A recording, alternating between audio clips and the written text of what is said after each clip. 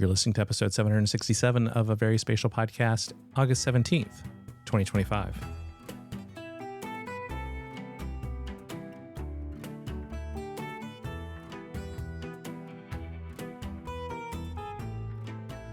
Hello and welcome to a VerySpatial podcast. I'm Jesse.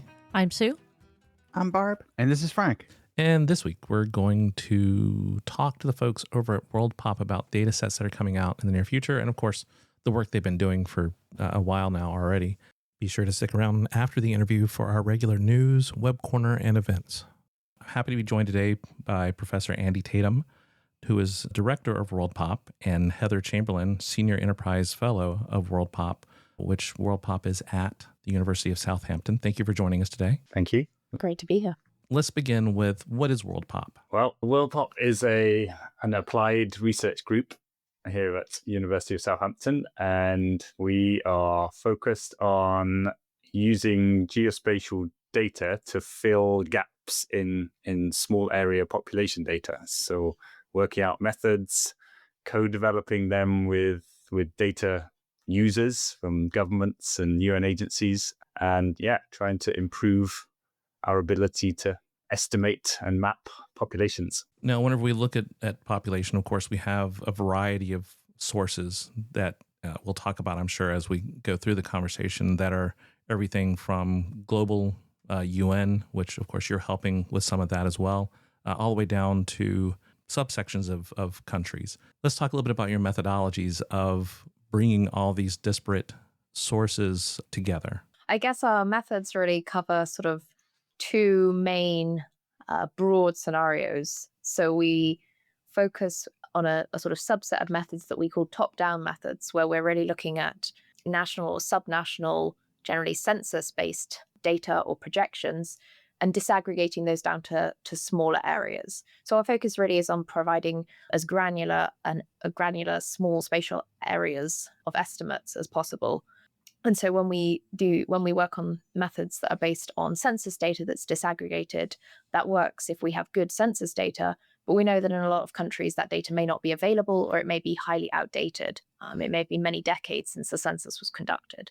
And so that's when we also work on methods that we call bottom-up methods, which are more focused on looking at alternative sources of population data and working out if we can extrapolate or model those in some way to try and fill in data gaps. To go ahead and continue with that, can you give some examples of some of the bottom-up sources that you've been using? Sure. So some of the really early work we did in this context was with Afghanistan, where the last national census was conducted in 1979. So there's lots of uncertainty there in terms of population numbers, and obviously a lot of population movement and conflict have occurred since that time. So that was one of the early instances in which some of these methods were developed, and that was making use of survey data for specific provinces and then using modeling to try and fill in some of the gaps. Now, as we see this combination of the bottom-up and the top-down examples or data sets that you're utilizing, how do you deal with some of the border issues as well? So you have the ability to look at a country, and I think everybody can understand how we can conflate different parts of a country through various surveys and trying to understand that. But how do you deal with some of the border issues whenever you have somewhere like, Pakistan and Afghanistan, where you do have more recent actual national census in one country versus dealing with the bottom-up survey based on the other side of the border? Okay, yeah, it's a great question, and it very much depends, I think, on who and how these types of data are going to be used. So we're generally producing two types of population data. One where we're trying to produce a consistent set of estimates across the entire world for multiple time periods and trying to do the best we can. And there we are making use of projections and estimates for one country, and then next door we may be using a census. And what we're trying to do is turn all of those into a gridded set of estimates. So numbers of people per 1 kilometer or 100 by 100 meter grid square. But in other situations, we may be working directly with a government who are interested in producing more recent estimates for a very specific time period and a very specific purpose. And in some of those cases, it can be around border issues where populations have changed substantially because of conflict because of natural disaster. And that means populations have changed a lot since the last census. And so they're interested in using things like satellite imagery and mapping buildings to get a better idea of how many people there are likely to be and where they're likely to be. That brings up whole other questions for areas that are depopulating and number of structures, but that's a separate set of conversations, I think. Whenever we look at this, and you did mention that you're looking at 1 kilometer pixel size, what's the scale that you kind of consider this to be at? Because, of course, we have a resolution, but that doesn't necessarily infer the scale that you consider this to be appropriate at. Do you want to start with? Yeah, I mean, I think so. The finest resolution that we produce estimates at is 3 arc seconds, about 100 meters at the equator.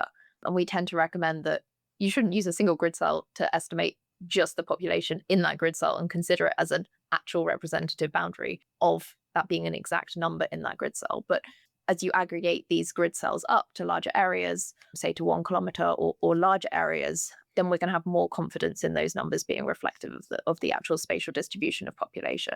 I don't think we have a hard and fast rule of exactly the minimum size of a unit, but yeah, the advantage of this gridded data sets is, I'm sure you know, the flexibility to be able to summarize it by different administrative units or different decision-making units, or to delineate the outskirts of a city and work out an estimate of how many people are in that city, or to integrate it with other types of data, like the location of a health facility, and try and work out how many people are living within 5 kilometers of that health facility.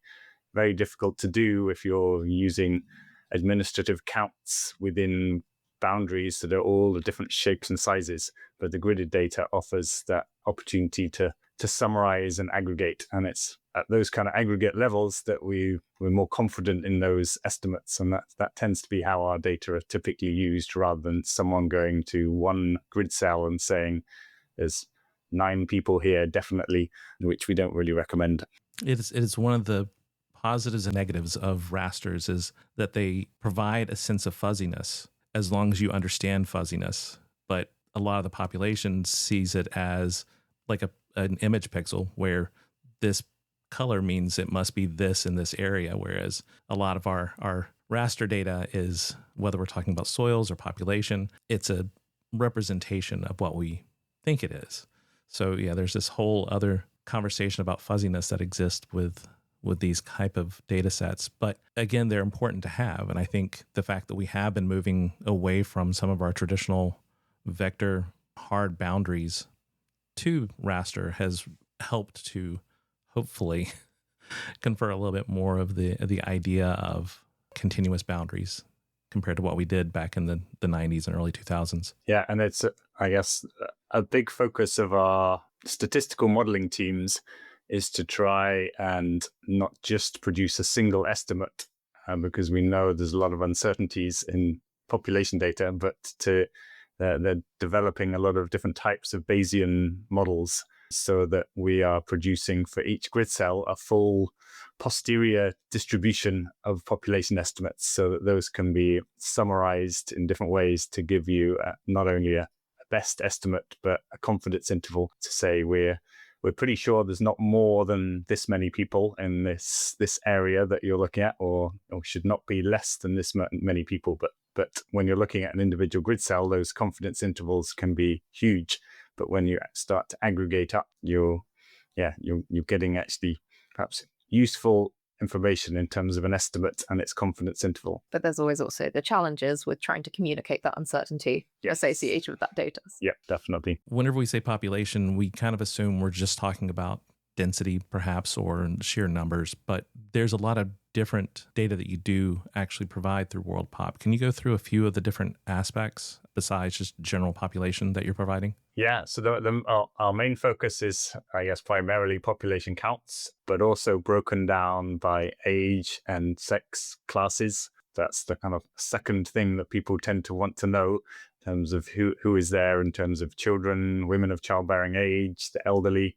But we also do work making use of household survey data to try and estimate things like rates of poverty, vaccination coverage, literacy, access to sanitation, travel times to healthcare. So again, it very much depends on who is the end user and the kind of information they want to know and the kind of decisions they want to make. And yeah, there were a variety of projects going on at WorldPop in terms of producing these types of outputs, with an ultimate aim of trying to build up, I guess, some kind of demographic atlas so that we are trying to understand who those populations are, for making sure that nobody's is left behind, and that there's decisions can be tailored to those populations most at need. You also mentioned that you're looking at different times. So also included in this is things like urban change, global settlement growth. So can you talk a little bit about how you're dealing with this as a temporal issue as well as a spatial issue? Yeah, so I mean, this is something where the data that's available on settlements and down to the level of individual buildings has really rapidly progressed in the last 5 to 10 years. And so we're constantly sort of trying to adapt and integrate that data into our workflows. And increasingly, as you said, data that is temporally explicit, that's allowing us to see these changes in settlements, allow us to integrate this into where we're distributing population across the surface, but also look at potentially projecting this into the future as well. So some of the new data that we're having, that we've recently developed, that will be published and made openly available, launched soon, is integrating that data at an annual time step for every year from 2015 up to 2030. And so that is integrating this settlement growth for every country globally, and then using estimates of population down to the individual grid cell level as well. And of course, people want to be able to utilize this in their existing workflows and technologies. So can you talk a little bit about the integrations that you have, everything from, of course, the API all the way through to some of the extensions that you have for R, ArcGIS, QGIS, those type of things? A very large group of things that I've thrown out for you to talk about now. Yeah. This is where we should bring in our more spatial data tech people. But yeah, we trying to make the types of data we produce as accessible as possible to all kinds of different users out there. And because it's population data, it underpins so many bits of work that academics, commercial companies, governments, UN agencies are doing. So we have the API, we have a QGIS plugin, as you mentioned, that enables users to automatically download and access those data and bring them into QGIS. Our data are available within Esri's Living Atlas. They are part of the Humanitarian Data Exchange that UN OCHA lead, and part of the UNFPA's Population Data Portal. And they're also within tools like health information systems that about half the world's government uses. So the DHIS2 system, they're part of those to enable access to small area population estimates. And integrated into Google Earth Engine as well. Yes, yeah. So hosted on that system and accessible to that data community as well. I think the list is probably quite long. That's a small flavor. Whenever we look at this, you also mentioned some of the UN organizations that you're partnering with, as well as other countries. Can you talk a little bit more about how, especially at the UN level, different portions of the UN are utilizing these data sets? Yeah, so it very much depends on the agency, of course. But for instance, whenever there is any kind of earthquake, flood, other type of natural disaster, then UN OCHA and UNOSAT make use of our data sets to overlay them with things like the extent of a flood, the track of a hurricane, to estimate numbers of people likely to be exposed to those. So it enables that kind of rapid assessment and more precise assessment than if they were using census data matched to boundaries. We work with UNICEF, who are interested obviously in the health and well-being of children. So in that case, it's things like estimating numbers of children who are unvaccinated, so vaccination coverage rates, but also where those children are to be able to reach them. We work with the UNFPA, who have a mandate to support countries produce a robust and rigorous census and to produce population data itself. And so we've worked with them for a long time to co-develop methods to fill gaps where countries cannot do a census, or they can do one but cannot reach everywhere in the country. And we work with World Health Organization for things like access to health services, and again, for vaccination campaigns. And there may be others as well. I think the Food and Agriculture Organization, I think, use our data in their portals as well, for looking at vulnerability, for looking at access to agricultural produce. And of course, it's not just UN that's working on projects. If you go to your website, of course, worldpop.org, there's a whole list of current, past projects, as well as other materials, including, of course, access to the data. So whenever people are going to the site to look at the data, what are some of the things they should keep in mind in terms of questions they should ask themselves before they start looking at the data? Or are there tools to help them find data on your site? There are basic tools to help you find the data. There's a page we put up to ask people, basically to get people thinking about why they want the data, what are their applications, because, as you say, we produce population data sets for different purposes, for different time periods, and for different spatial extents. And so there's a need for people to think about why are they needing population data, and what they want to use it for. Is it for a single recent time period for a single country, or is it to look at changes over time across multiple countries? And those kind of things are things to think about. But also, we try as much as possible to put documentation on the website, so that people can understand what goes in, what the types of modeling that's done involve, and what comes out, because that's pretty important to understand. In some countries, there hasn't been a census for 20 or 30 years, and therefore we are producing estimates that are uncertain. They may be better than anything else that's out there at the moment, but they still can be incredibly uncertain. And so people should keep in mind what's going in, and it varies from country to country. So while we make available global estimates of each person in each grid square across the entire world, those outputs have different levels of uncertainty because of the different types of inputs that are going in. In some countries, it involves just taking a very recent, very well undertaken census and disaggregating it to grid squares. In other cases, it involves a lot of estimation when there hasn't been a census since the 1980s or 1970s. And though they may look the same on the grid, they, of course, are very different in terms of the levels of uncertainty. A thing that I hope, but I know is not the case, that people think of with any kind of census is that the results of this census is still a statistical product. We can't literally count every person. So we take what we do get. So we have more confidence in those that are better prepared and more recent, but it's still a statistical product. So while, yeah, it is different, I think it's the confidence as much as anything else, as I'm sure the statistics in the data set would show. And of course, that's the choosing the right WorldPop population data for you page that's linked right off your front page that helps get people to that point of understanding the data. Is there anything else you would like to highlight about WorldPop, and especially the product that's coming out soon? I mean, we can, highlight the new global data. And the old data that we're calling Global 1 was a data set that covered each year from 2000 to 2020. We finished producing it in 2018, and it has since found its way into hundreds of different uses and applications all across the world. But it's become quite outdated. It's using the 2010 round of national censuses as its basis.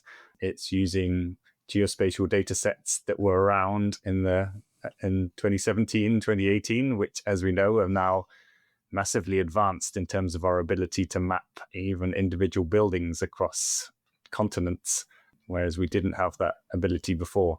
So the new set of data covers 2015 to 2030. It's funded by the Gates Foundation. It brings in both the 2010 round of censuses and the 2020 round of censuses, new types of demographic models to fill those gaps and estimate those populations, new sets of covariates to be able to model and predict those populations and that spatially. We're bringing in those building maps that come from satellites that are produced by groups like Google and Microsoft. And then, yes, a new master grid, new sets of coastlines, new water bodies. So everything has been, I guess, given an upgrade in terms of those output data sets. Anything else you'd like to highlight about WorldPop in general? On the one side, there's this new data that are globally and are kind of co-developed with other data providers and research institutes. But the other half of our work is very much co-developing individual country data sets with national statistics offices, ministries of health in low and middle income countries. And perhaps, Heather has a good example of working with Zambia, for instance. I guess there's quite a lot of different examples we could talk about, but some of this stems back to this early work that we talked about earlier in Afghanistan when we were working with the statistics agency there back in 2018, 2017. And since then, we've worked with a lot of different statistics agencies around the world. And this might be in contexts where they haven't had a census for a long time, or they're preparing for a census, or they've conducted a census, but then have issues with gaps in coverage in particular geographic regions. So in each of those cases, it's a case of understanding what the data gaps are that exist, and then trying to develop methods that aim to address those gaps, fill those gaps in using the available data as best we can. And there's very much the focus on these estimates always being co-developed. It's not we're going in there and using a standard set of methods. It's working very closely with staff in national statistics agencies to understand the problem and then come up with a solution together, with a big focus on capacity strengthening as well. So we don't want to just do this piece of work once and then leave. It's a case of trying to improve the statistical understanding, the geospatial understanding around these methods. And so that hopefully further down the line, if these estimates need to be updated, then actually there's more capacity within statistics agencies to do at least some of this work themselves. And I think one of the contexts in which this has been really sort of quite well established, I think, is in working with particularly UNFPA to bring together regional workshops where multiple countries have come together. There's been training, and then UNFPA have gone on to support those national statistics offices with their country offices to try and enable these methods to be more widely applied and supported. Yeah, and it's quite important, this co-development for actual use and impact of the data, because these are kind of new types of methods. Although all of us here are quite familiar with the world of geospatial and the abilities and what's possible with satellite imagery and what's possible with statistical and spatial methods nowadays, in busy, low-resourced statistics offices, it's very much something new, and population data underlies so much of decision making. It's your GDP, it's your allocation of resources, it's the voting, it's representation in parliament.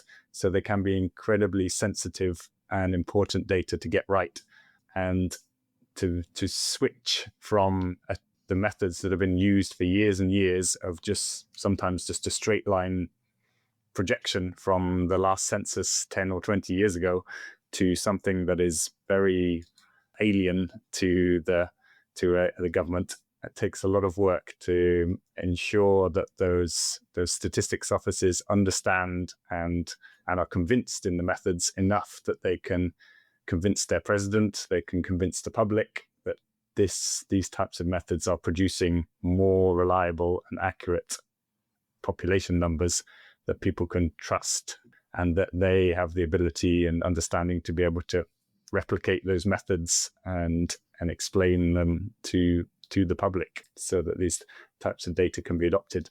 And as a result of some of these co-development, we've seen these types of geospatial methods be used and the outputs adopted by governments in places like Papua New Guinea, in South Sudan, and we've seen them be used for vaccination campaigns in Nigeria, in Zambia, in Afghanistan.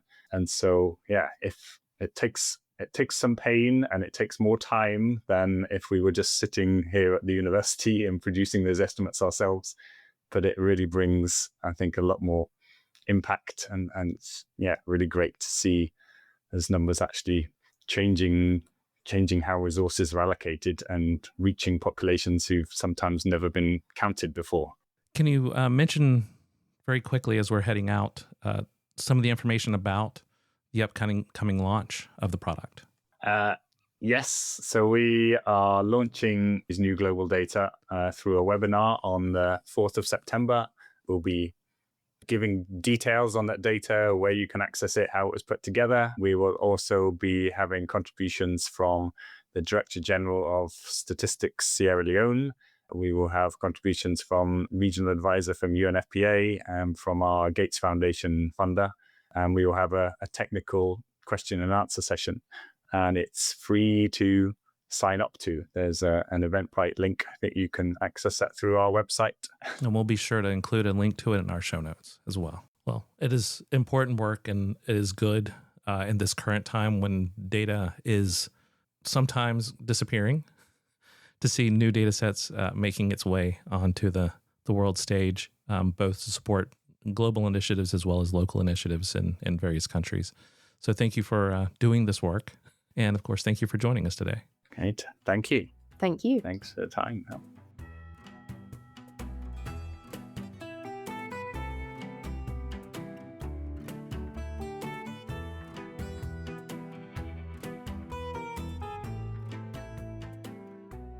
Kicking off with one that means absolutely very little to most people, but at the recent, what conference was that? SIGGRAPH conference, which still exists. I had forgotten about it.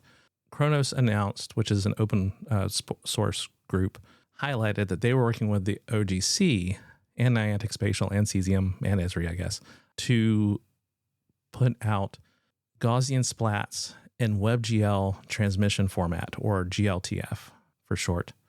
And this isn't a huge thing for most people, but in the space where Gaussian splats are replacing a lot of the 3D models that we were creating with point clouds, it's relevant. So if you're someone who is doing that, basically creating 3D data, and want to look how Gaussian splats are working, and you're probably already using applications that are generating Gaussian splats, check that out. And if you're someone who just wants to get things in 3D onto the web, this is another group that should be looking at that. But we're not going to go into details about what it is, though. The too long didn't read is, if you're doing 3D stuff, there's a new way to do it. Kind of new in the open format. Yeah. Something that you should comment on is the draft Part 108 rules for the FAA. This is the Beyond Visual Line of Sight rules. These are ones that were already mandated to be created in the near future by the last administration and Congress. And then a couple of months ago, the current administration said, you have to have this done right now. Because, of course, it's a money-making thing. So they're going to be pushing it really hard. And there are some things in there that are, less ruly than I would like to see for Beyond Visual Line of Sight. So go through, take a look at it, see what you think of it. Yes, if you are already flying UAVs, drones, whatnot, or are thinking about it. And a term you may hear a lot, which you may not necessarily put together as Beyond Visual Line of Sight, is BevLoss. That's the word for it, because government has to have acronyms that sound like words.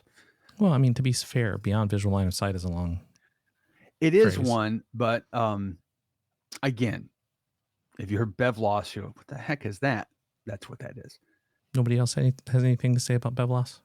I do. I have a lot of things to say about BevLoss, and I agree with you. It's not as rule-based as I would like. And the secretary said, we need to do these things for these industries that will grow using drones. And I understand the point of view, but I think Beyond Visual implies, like, at least in my head, not too far beyond, but the way they're talking about it is like way beyond visual. Like, don't worry about it. It's out there doing a thing. It'll be fine, which I know we'll eventually get there. I'm just not sure we're quite ready for that yet. Especially whenever we also could talk about how it seems that maybe DJI is already just saying, whatever, we're not going to deal with the stuff that's going on, and letting drones run out in the US and not releasing other products just because they don't want to deal with it. So yeah, one of the largest manufacturers is kind of calling it somewhat a pause for the US. So that's a question mark. We can go all the way back to, what was it, Dark Angel back in the late 90s, where you had military/police drones being common cause there. And those were always doing questionable things. And that's from the 1990s, before we even had a lot of these. That's a cool available. but underappreciated TV show for those of you who aren't familiar. Yeah, it was like that is a pop culture minutia callback. But that's awesome, though. But it was also one of the earlier aspirations of the drone industry originally, at least in the industry I was in. And to go even further, the callback, I can never remember. There was a movie and a TV show, and one was called Blue Thunder, and I can't remember which one it is, and they couldn't call it Blue Thunder for the other thing, whatever. But the helicopter itself was Blue the Thunder. helicopter thing. It was just called Blue Thunder, but for legal reasons, they couldn't call. I think the TV show they weren't allowed to call Blue Thunder. Anyway, it's a whole thing. But it had the ability, or am I mixing this up with Airwolf? One of those two had the ability to put out drones that did this and bring it back into like the motherships, which is. If that is older, this is not much older. No, it is about 10 years older, but you're right. It's not much older.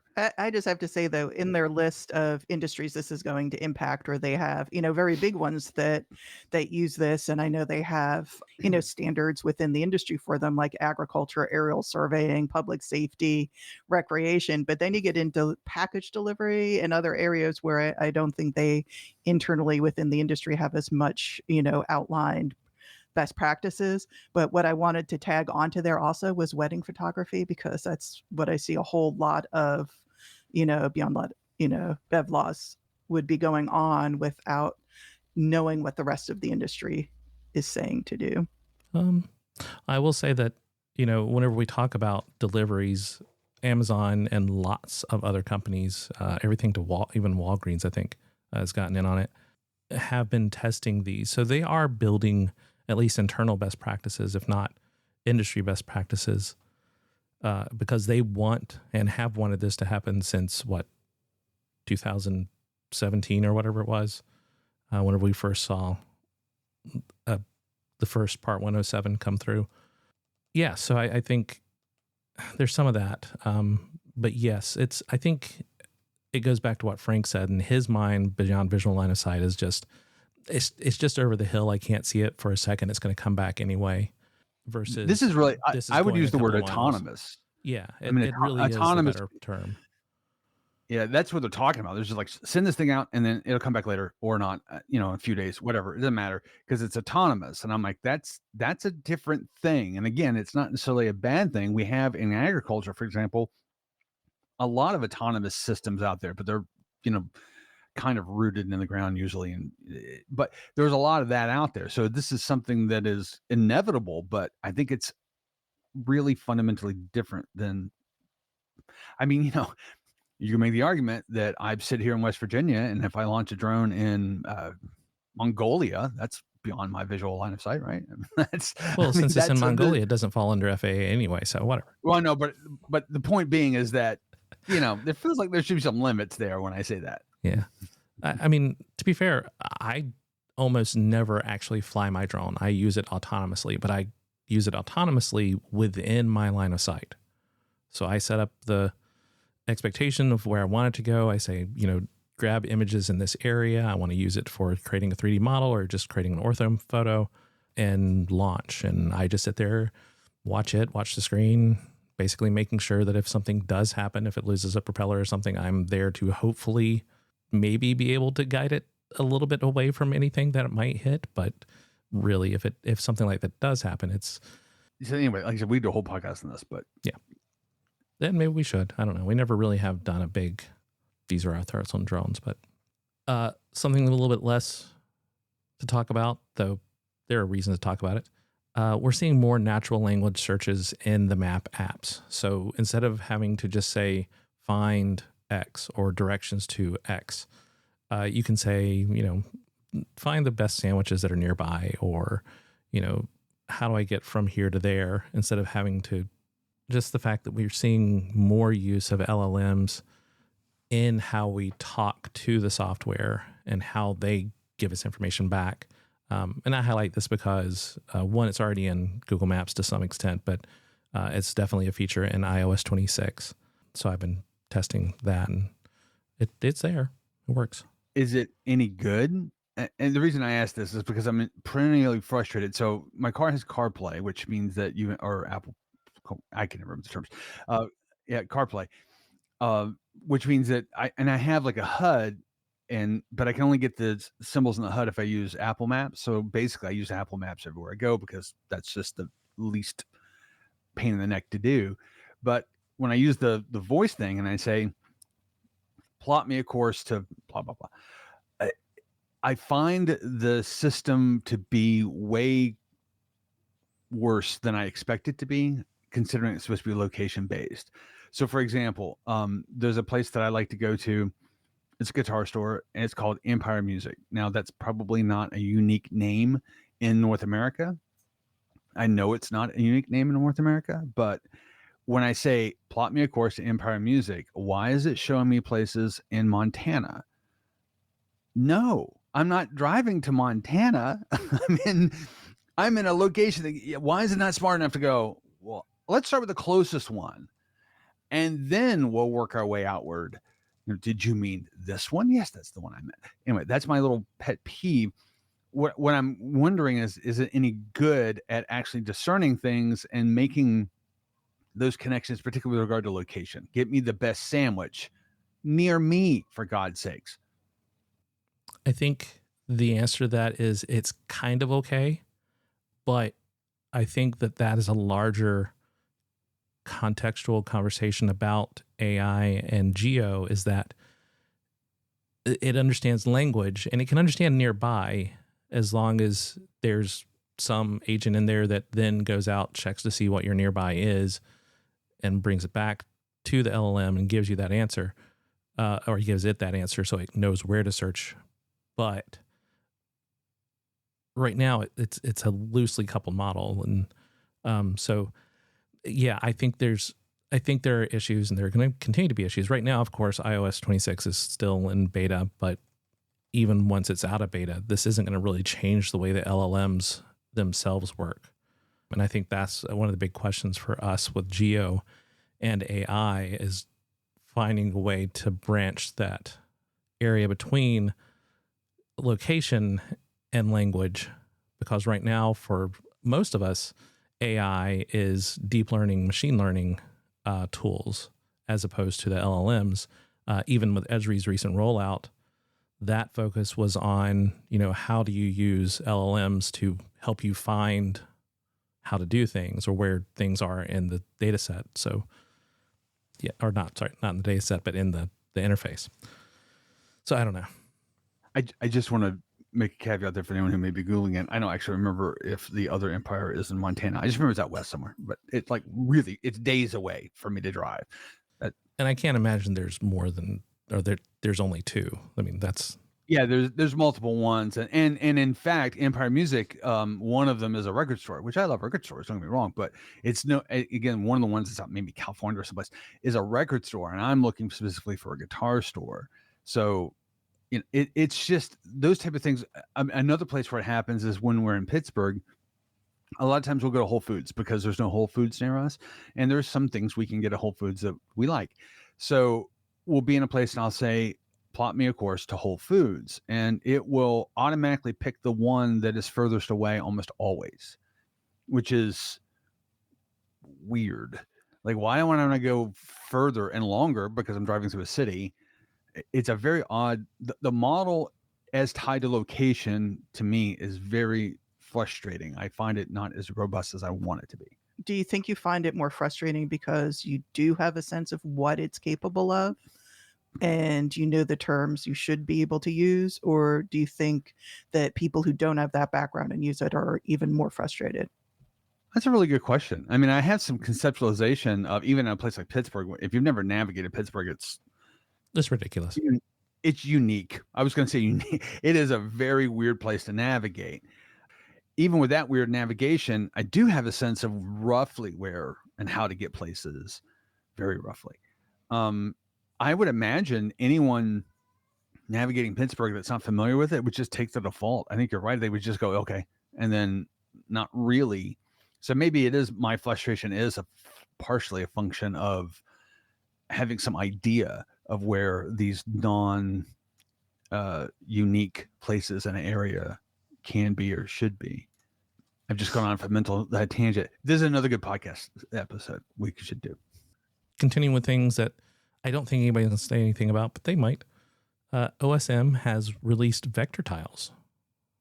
So if you're using OSM and you've wanted to be able to use vector tiles instead of the OSM stream, you now have access to some layers, I think. I don't think they're all in there. I was going to say, like, how much so far? Yeah. If you're not using vector tiles, you should play with them a bit. I mean, they're a very nice way to lower your footprint in terms of how much data comes across and how much stuff you're generating on the back end, all that stuff. So, yeah, and this is based on their entirely new back end. So it's one of the reasons it can be so quick. And another one, which I rearranged so that everybody knows, is now Instagram Maps. If you've used Snap Maps before, apparently it looks the same. It's been a long time since I looked at Snap Maps. It's been a long time, or it's been a week since I looked at Instagram Maps, and I only looked at it to make sure I wasn't posting to it, even though I rarely post. Yeah. I'm safe from that since I literally haven't posted anything on my Instagram since I joined it whenever ago. Yeah. I use it a lot, and I'll say I find it a weird, confusing app anyway.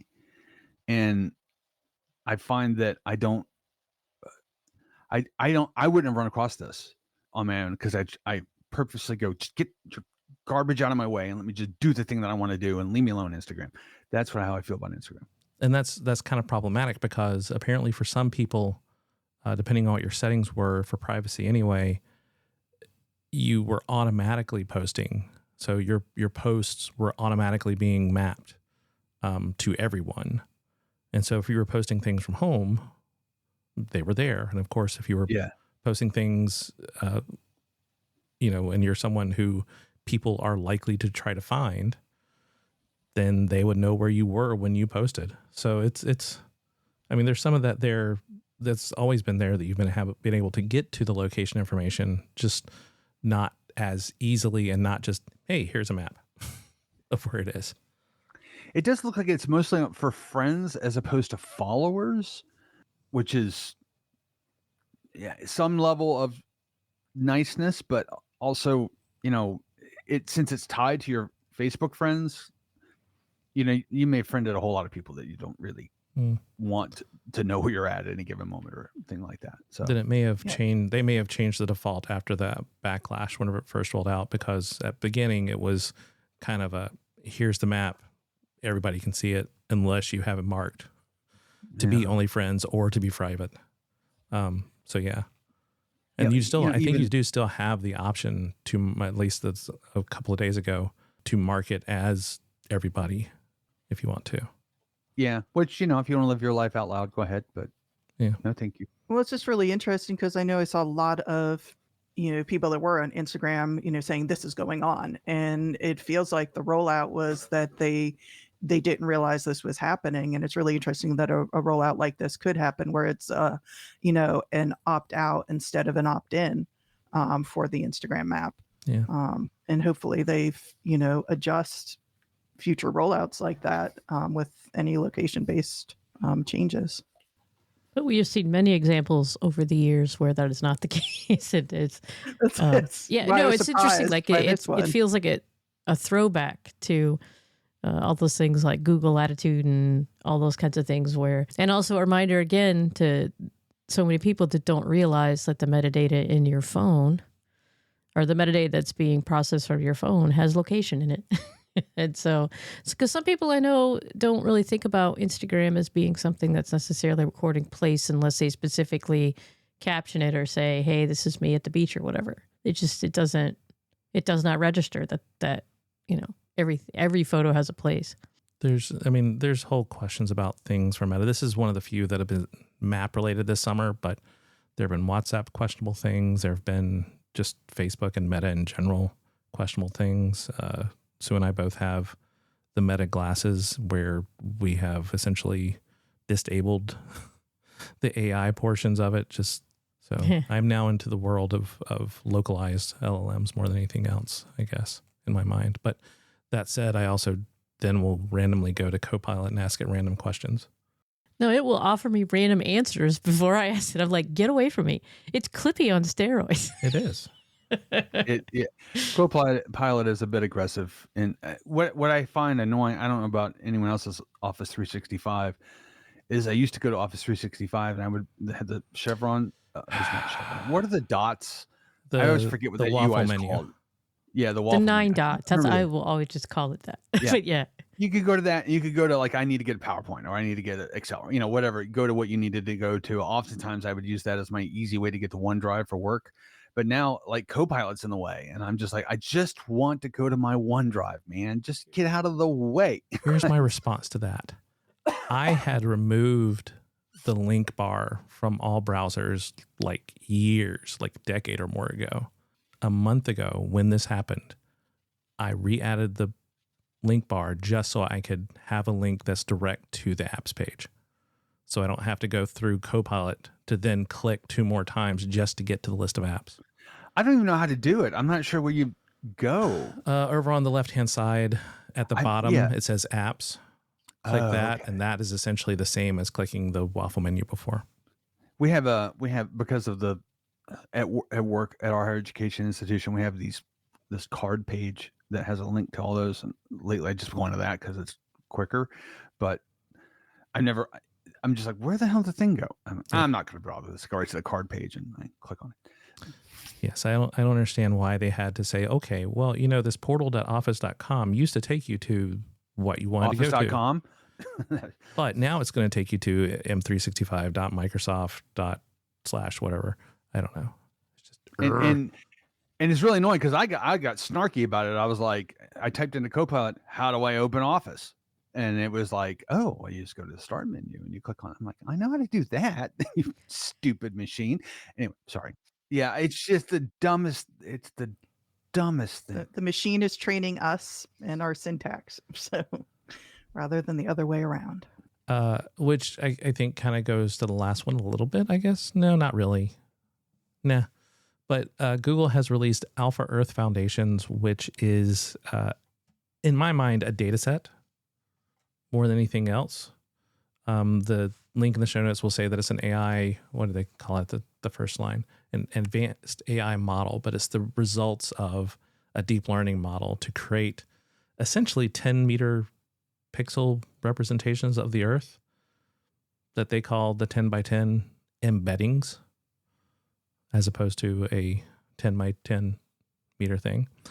Yeah, so it's something we're just going to point you to. There's information about it.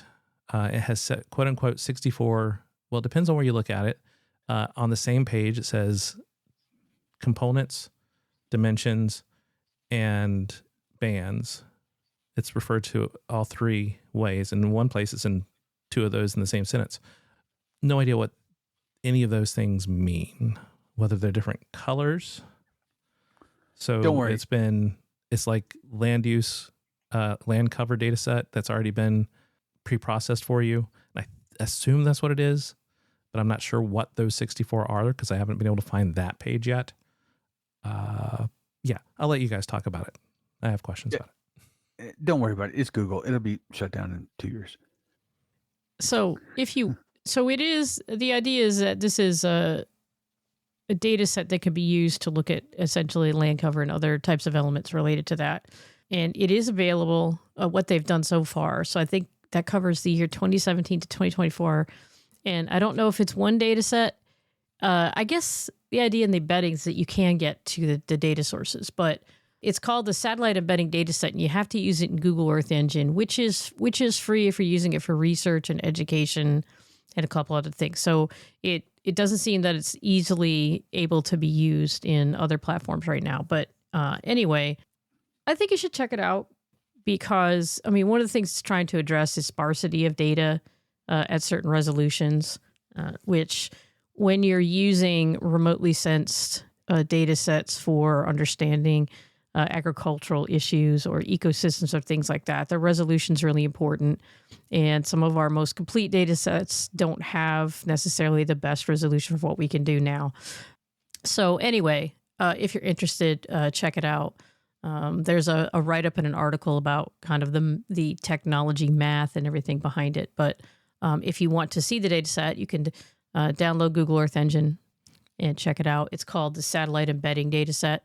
And just to kind of, it's just what they think of it. They're thinking of it as a virtual satellite, right? So to cover things that the sensors and data sets we have just can't quite capture. That's the idea anyway. So do any of you use Google Earth Engine? I don't. I have not used it since before times. Yeah. I played with it. There was something, there was some reason why, maybe somebody asked me or something. I downloaded it and played with it for like a half an hour. So I do not use it, no. Jesse? Not in, like Sue said, a while. Yeah. I played with it and I was going to use it, but I remember running into the issue of there was a cost associated with it. So maybe I just didn't figure out to how get to the full on stuff. stuff. Now maybe they just like with Google Earth, maybe because there used to be premium stuff there too. But yeah, I haven't tried to use it in a long time. I was just curious because I feel like it's. It was the bee's knees at one time, but it I'm not sure it's made a. Well, okay. In fairness, probably because I have access to all the Esri stuff. That's the dominant reason. I have other things that I can use to answer the questions I want to answer. So I was just kind of curious. Is that it's just not a tool set that I turn to. None of us are doing research on a large area. Yeah. So I think that's where Google Earth Engine shines a little bit more. A lot of us at the table do a lot more of very large scale, small area kind of research. And so, being able to map the whole world is less useful for us. We just want to be able to focus on certain areas. We want LiDAR. We want, drone data for imagery. We want, someone who's gone out with a GPS unit and collected data for us more than anything else. So I think it is a scale issue between what we do and what Google Earth Engine offers.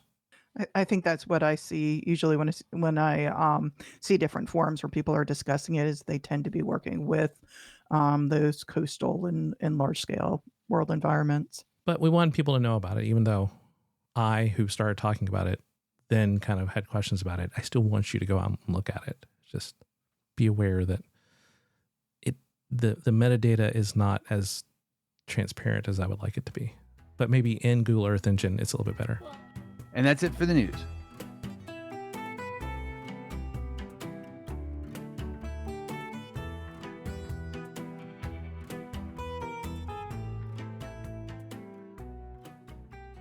All right. So, and on to the web corner. Alan Carroll has a book about his journey telling stories with maps, lessons from a lifetime of creating place-based narratives. It brings together the stories of how he thought up this idea with his background at National Geographic as the chief cartographer there, the fundamentals of storytelling for humanity, talking about best practices and how maps help us to tackle who, what, when, where, why, and how, the connections between maps and memory, and also gives you a way to learn about approaches to storytelling and place-based topics through story maps. If you've read any of Aaron Carroll's very well-written articles, they tend to be just like story maps. They flow really well. They tend to be succinct, but they give you what you need to know to tell that story. So I'm looking forward to getting this book and using it in classes. He also focuses on practical features and functions for story maps, so that he can inspire you to apply them to your own stories. So I had the opportunity to go to a workshop he taught virtually online several years ago, and it was for primarily museum geographers, people working with exhibits inside and outside, and how to make that connection to the stories with the exhibits and the places. A lot of the Smithsonian and the cherry blossoms, which, is one of the earlier and still most impactful story maps out there about the story of the cherry blossoms in DC. So yeah, if you're interested in either Island Carroll's career or story maps, go check it out.